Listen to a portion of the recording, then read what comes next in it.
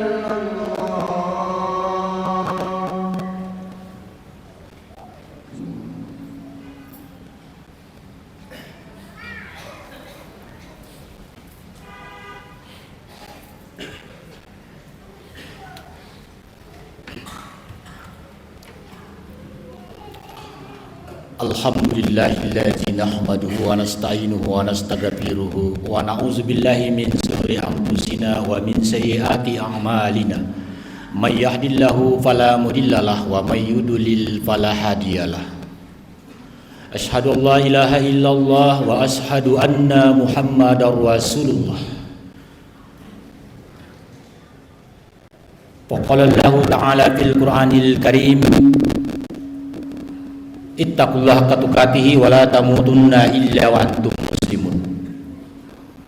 Falamma balaga ma'u sa'ya qala ya bunayya inni ara bil manam anni azbahuka fanzur maza tara. Qala ya abati fa'al ma tu'maru satajiduni insyaallahu minas sabirin. Sadaqallahul azim. Hadirin sidang jamaah Jumat rahimakumullah. Ucapan puji dan syukur yang senantiasa kita haturkan kehadirat Allah Rabbul Alamin yang mana pada kesempatan Jumat ini alhamdulillah kita masih diberikan nikmat kesehatan, nikmat kekuatan, dan yang lebih penting adalah adanya potensi nikmat iman dan Islam yang masih melekat di dalam jiwa kita masing-masing, sehingga kita merasa terdorong untuk hadir di tempat ini dalam rangka menunaikan salah satu tugas dan tanggung jawab kita di hadapan Allah Subhanahu wa taala. Tentunya selaku kaum muslimin, kita tidak henti-hentinya selalu mengirimkan selawat kepada junjungan Nabi kecintaan kita baginda Rasulullah Muhammad sallallahu alaihi wasallam, selaku Nabi dan Rasul yang terakhir diutus oleh Allah Subhanahu wa taala ke dalam dunia ini. Di antara sekian banyak para nabi dan rasul yang telah diutus oleh Allah Subhanahu wa taala ke dalam dunia ini, hanya satu-satunya baginda Rasulullah Muhammad sallallahu alaihi wasallam yang dijuluki sebagai wa ma arsalnaka illa rahmatan lil alamin. Hadirin sidang jamaah Jumat rahimahullah, sebagai pengantar bahwa mungkin kelihatan saya tadi malam saya baru dari Hendriam perbatasan Tako, karena saya masih dalam keadaan suasana duka berduka ibu kandung saya Jumat yang lalu. Di saat saya membacakan juga khutbah Jumat di Pampang, saya dapat berita bahwa ibunda yang tercinta, ibu kandung saya, meninggal dunia 1 minggu yang lalu. Jadi sekedar pengantar supaya khutbah Jumat itu khusus insyaallah. Adapun yang insyaallah kita akan bahas pada kesempatan Jumat ini, yaitu pemahaman terhadap tarikh, pemahaman terhadap sejarah atau tarikh di bulan Zulhijjah. Saya masih mengangkat tema ini karena saya pikir ini masih suasana di bulan Zulhijjah. Sebagai pengantar bahwa ada beberapa peristiwa penting yang perlu kita pahami di bulan Zulhijjah. Yang pertama, tanggal 1 Zulhijjah, doanya Nabi Adam alaihissalam diterima tempatnya oleh Allah Subhanahu wa taala yang sekian ratus tahun berdoa kepada Allah Subhanahu wa taala. Fatalaqa Adamu min rabbih kalimatin fataba alaihi innahu huwat tawwabur rahim. Sekian ratus tahun lamanya Nabi Adam alaihissalam berdoa untuk dikabulkan doanya, nanti diijabah, dikabulkan doanya pada tanggal 1 Zulhijjah. Nah, sebagai perbandingan, bagaimana dengan kita semua ini umatnya baginda Rasulullah Muhammad SAW yang kita belum pastikan bahwa apakah doa kita ini diijabah, apakah doa kita ini diterima oleh Allah Subhanahu wa taala. Katakanlah sekian puluh tahun kita berdoa, tapi boleh jadi di bulan Zulhijjah setelah saat sekarang ini kita di posisi 18 hitungan 18 Zulhijjah, boleh jadi di tengah malam di bulan Zulhijjah kita bangun suatu malam memohon ampun terhadap dosa-dosa yang pernah kita lakukan. Mungkin pernah kita menyakiti orang lain, menyakiti tetangga, durhaka kepada kedua orang tua, atau pernah kita menzalimi diri kita, terjerumus ke hal-hal yang tidak dibenarkan dalam syariat Islam. Kemudian kita berdoa di tengah malam, mencucurkan air mata, berdoa dengan khusyuk di hadapan Allah Subhanahu wa taala. Kemudian boleh jadi doa kita diijabah, diterima, diampunkan dosa-dosa kita karena kita betul-betul bertobat, tidak lagi mengulangi perbuatan kedua kalinya. Ya, ini sebagai renungan. Kemudian yang kedua, doanya Nabi Yunus alaihissalam juga diterima oleh Allah Subhanahu wa taala di hari kedua Zulhijjah.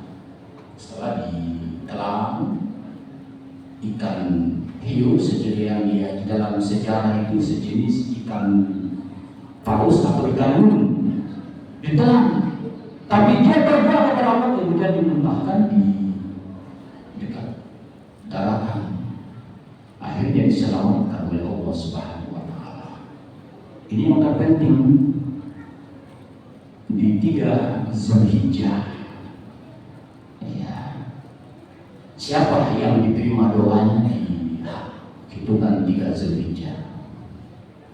Doanya Nabi Zakaria alaihissalam. Coba bayangkan, di dalam riwayat itu Nabi Zakaria itu betul-betul sudah tua, sudah pikun, bahkan dikisahkan bahwa rangka tubuhnya sudah mulai remuk.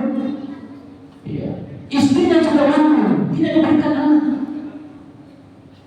Tapi karena selalu dia berdoa meminta kepada Allah Subhanahu wa taala, karena pada waktu itu boleh jadi tidak ada yang membantu dalam pergerakan menjalankan agama tauhid atau agama yang memperkenalkan Allah Subhanahu wa taala untuk berhadapan dengan kafir-kafir di Mesir pada waktu itu.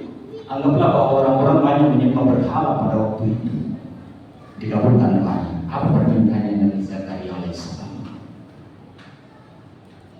Dalam inti doanya itu dia bermohon kepada Allah untuk dikaruniakan, untuk diberikan anak yang soleh. Dikabulkan permintaannya Nabi Zakaria alaihissalam. Lalu datang malaikat Jibril membisikkan, Zakaria, doamu sudah diijabah oleh Allah dan akan Zakaria diberikan seorang anak yang bernama Yahya. Ada Nabi Yahya. Diberikan nama yang bernama Yahya. Apa dia bilang? Nabi Zakaria, mana mungkin saya bisa diberikan? Mana mungkin saya bisa diberikan anak padahal saya ini sudah tua? Istri saya mandul. Apa dia bilang? Zakaria alaihissalam, berikan tanda, ya Allah, berikan tanda kepada saya bahwa betul-betul istri saya akan melahirkan yang bernama Yahya. Apa yang terjadi? Allah Subhanahu wa taala menyampaikan kepada Zakaria, dan pada waktu itu Zakaria tidak bisa berbicara selama 3 hari. Itu tanda. Karena dia minta, berikan tanda kepada saya ya Allah, bahwa apakah istri saya sudah akan bisa melahirkan. Karena mana mungkin saya bisa, saya sudah tua, istri saya mandul. Maka diberikan tanda 3 hari tidak bisa berbicara. Tidak lama kemudian lahir seorang putra bernama Yahya. Itu Nabi Yahya alaihissalam. Nah, apa yang perlu dipetik dari gambaran seperti itu, khususnya umatnya baginda Rasulullah Muhammad SAW? Kepada hadirin sekalian jamaah Jumat, hikmahnya khusus untuk saudara-saudara kita yang sudah membina rumah tangga, katakanlah 7 tahun tidak punya anak, tapi dia sudah mandul, dia masih haid, dia masih mens. Apa obatnya? Mana obatnya di dalam Al-Quran? Ya, ada obatnya di dalam Al-Quran. Quran surah An-Nahl ayat 69. Yakhrujun min butuniha sarabun mukhtalifun alwanuhu fi shifaa'un nas. Ya kan, kita mau ingin meningkatkan ketahanan tubuh, kekuatan tubuh, sperma keluar. Ya, kalau sperma lebih tidak mungkin. Tapi kalau kita berpedoman kepada Al-Quran, yakhrujun min butuniha sarabun mukhtalifun alwanuhu fi shifaa'un nas, makan berbagai macam jenis buah-buahan yang halal, makan berbagai macam jenis buah-buahan tanpa madu, insya Allah bisa dikuatkan janinnya dan bisa akan mengembangkan keturunan. Hadirin sidang jamaah Jumat rahimahullah. Kemudian dihitung 4 Zulhijjah, ya, lahir Nabi Isa alaihissalam di Bethlehem. Kemudian 5 Zulhijjah lahir Nabi Musa alaihissalam.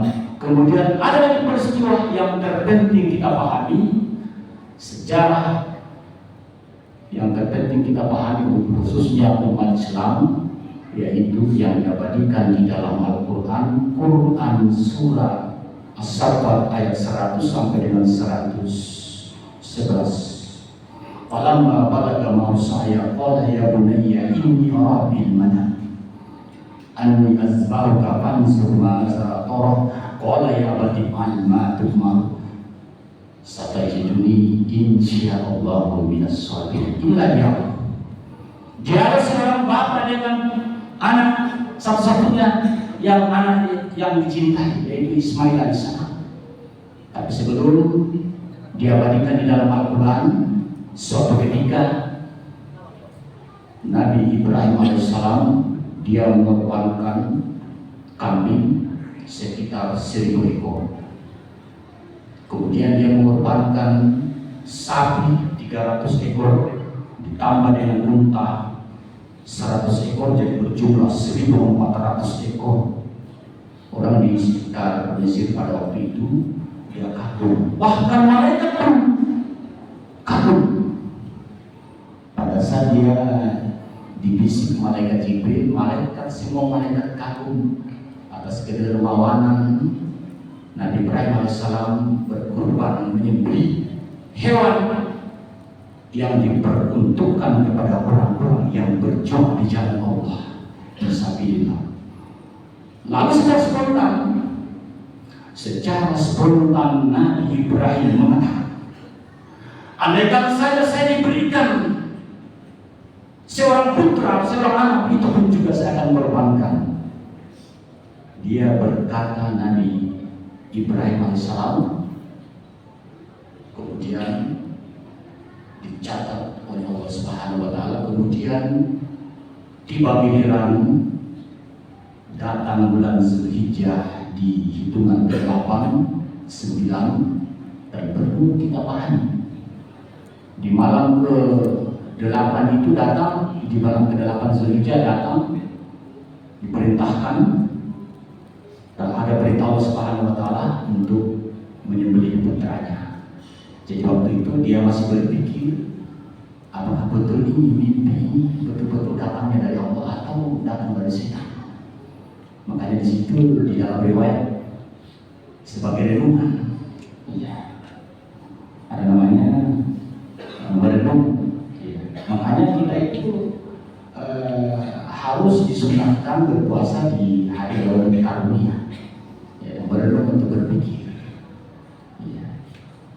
Apa ganjaran orang yang berpuasa di hari ke-8? Apa kata baginda Rasulullah Muhammad SAW, bahwa orang yang berpuasa di hari Tarwiyah itu Allah memberikan pahala yang sangat banyak didapatkan. Di hari ke-9 Yaumul Arafah, ya, diberikan lagi mimpi di malam itu. Apa dia bilang Nabi Ibrahim, kalau memang seperti ini mimpi betul-betul datangnya dari Allah Subhanahu wa taala. Ya, jadi berkumpul orang di Arafah, itu Yaumul Arafah. Ditanya baginda Rasulullah Muhammad SAW, apa pahala orang yang berpuasa sunat di hari ke-9 di puasa Arafah? Dijawab baginda Rasulullah Muhammad SAW, pahalanya orang yang berpuasa di hari Arafah, di hari ke-9 itu, di bulan Zulhijjah, diampunkan dosanya yang telah lewat, kemudian yang akan datang untuk 1 tahun. Ya, ini hadirin sekalian. Jadi ini dialog antara Ismail dengan ayahnya yang diabadikan di dalam Al-Quran, surah Saffat ayat 100 sampai dengan 111. Jadi pada saat dipanggil Ismail, diberikan pertanyaan bagaimana pendapatmu tentang mimpi itu. Ya, ini ketaatan anak. Jangan sampai ada anak-anak kita yang diperintahkan sholat yang membangkang dari orang tua. Jadi ketaatan, kesolihan seorang anak, ketaatan seorang anak terhadap orang tuanya. Apa yang bilang Nabi Ismail alaihissalam, kalau memang perintah itu datangnya dari Allah maka laksanakan. Satajiduni insyaallah minas sabirin. Jadi disampaikan bahwa laksanakan, insyaallah Bapak menemui Ismail sebagai orang yang taat. Nah, pada saat akan ditarik pedang, maka datang malaikat Jibril mengantar seekor kambing yang besar untuk bersembelih. Ini sekedar gambaran karena kita ini masih di bulan Zulhijjah.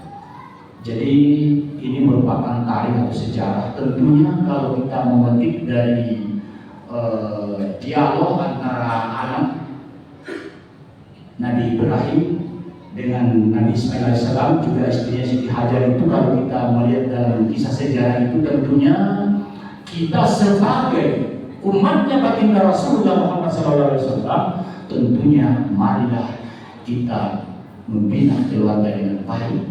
Jangan sampai kita termasuk ada di antara keluarga kita yang menjadi bahannya api neraka. Makanya kampus aku mau dibunuh. Jadi sebagai kesimpulan khutbah kita pada kesempatan Jumat ini, bagi saudara-saudara kita yang belum sempat mengambil bagian di kelompok 7, mudah-mudahan diberikan kelapangan rezeki di tahun kurang lebih 11 bulan ke depan. Mudah-mudahan kita bisa berkurban, karena pahala kurban itu luar biasa pahalanya. Ya, sedikit saya sambung bahwa ada pertanyaan Nabi Daud kepada Allah Subhanahu wa taala bahwa apa pahalanya orang yang berkurban. Jadi dijawab Allah Subhanahu wa taala sampaikan kepada Daud bahwa pahala umatnya Nabi Muhammad SAW orang yang berkurban adalah satu helai bulu hewan kurban itu akan mendatangkan 10 kebaikan dan mengumpulkan 10 keburukan. Kemudian ada hewan tunggangan nanti, hewan tunggangan yang bersayap yang memiliki kecepatan tinggi. Kita harus yakini kebenarannya itu, karena sedangkan Nabi kecintaan kita Nabi Muhammad SAW dalam waktu singkat diberangkatkan oleh Allah Subhanahu wa taala untuk menerima perintah salat. Kita harus yakini kebenarannya. Jadi inilah khutbah singkat yang sempat saya sampaikan pada kesempatan Jumat ini. Mudah-mudahan kita semua yang ada dalam Masjid Ar-Rahman, termasuk hamba-hamba yang irji'i ila rabbika radiyatan mardiyah pada urip ibadi wa dakhul jannah. Barakallahu li wa lakum bil Qur'anil Karim wa nafa'ani wa iyyakum bima fihi min ayati wa dzikril hakim. Aqulu qawli hadza wa astaghfiruhu innahu huwal ghafurur rahim.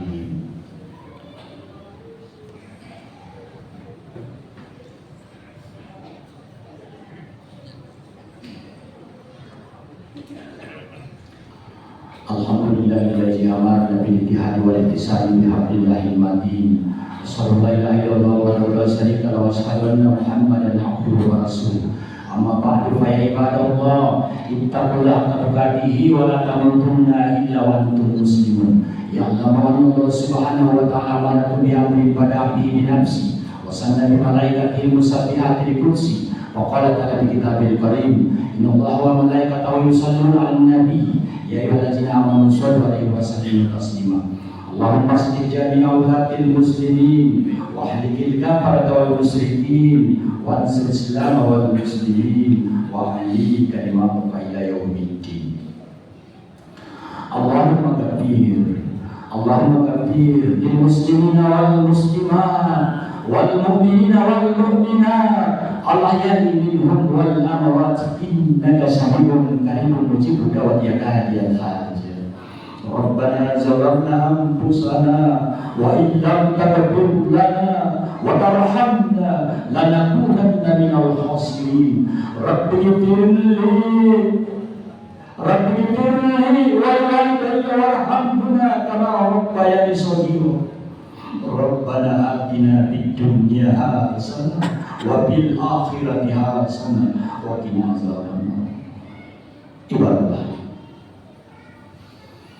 Inna Allaha ya'muru bil 'adli wal ihsani wa yanha 'anil fahsya'i wal munkari wal baghi ya'izukum la'allakum tadhakkarun. Fastaghfiru wa zikrullahi wallahu ya'lamu ma tasna'un. Aku